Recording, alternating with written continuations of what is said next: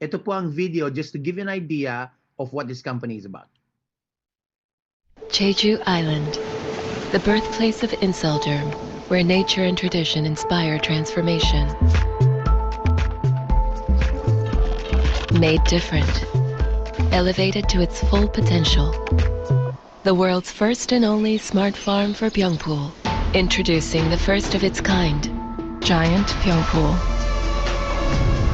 Infused with Jeju Lava Energy Water, a powerhouse of intense hydration and radiant vitality.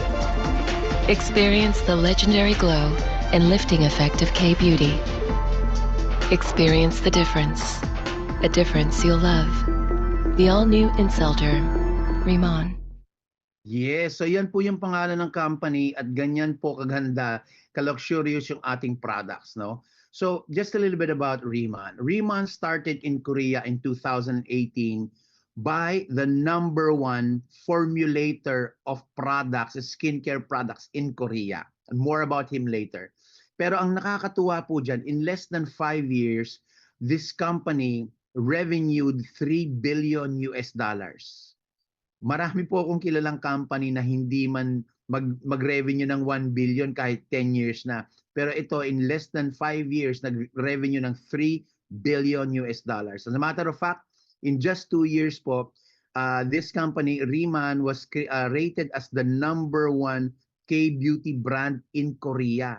Yan po ang pinakamahirap na market na mag-top because Korea, as you know, is the skincare capital of the world. So para mag-top ka doon ay napakagaling mo. And we beat not just yung other MLM companies or network marketing companies, we beat yung traditional na mga luxury brands like Lancome, La Mer, and all those wonderful products, no?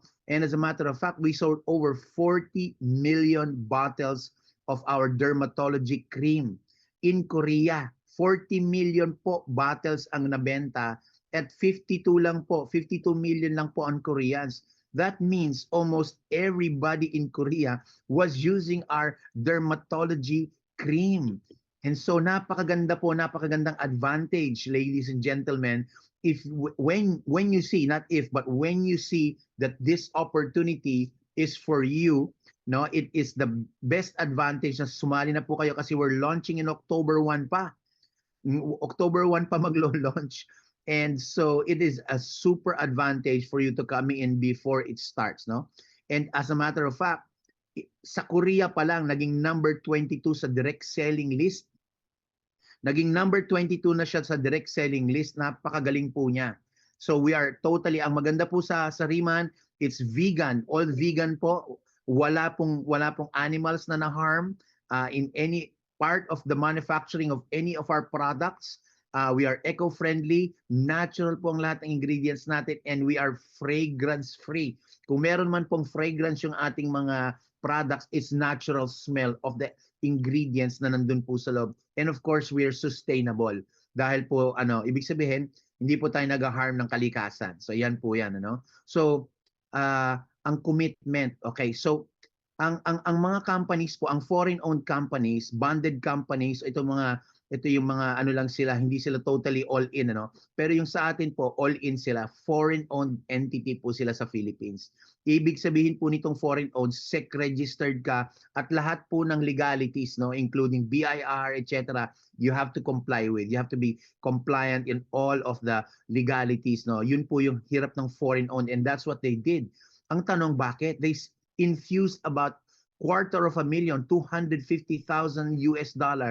into the Philippines even before we started selling serious amounts. Only a handful of companies will make that financial commitment to the market.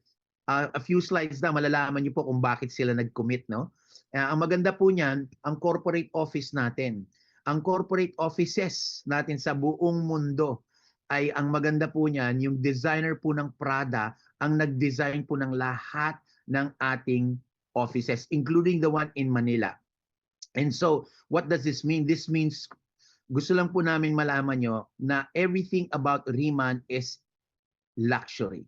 Everything about Rimmon is high-end. Pero it's what ang tinatawag po nila affordable luxury. Mamaya po maano nyo.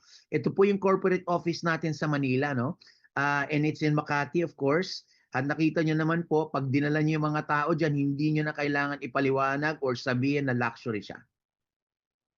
Automatic po, luxury na siya. And ang maganda pa po dito, will be shipping from 3 local warehouses, Luzon, Visayas, Mindanao. Malamang yan para po madali, ano. And so that opens on October 1. Iniimbita din po namin kayo dyan, ano, pagbukas ng ating office. Ngayon, bakit po nagkaroon ng tiwala? Bakit nagkaroon ng lakas ng loob, brother?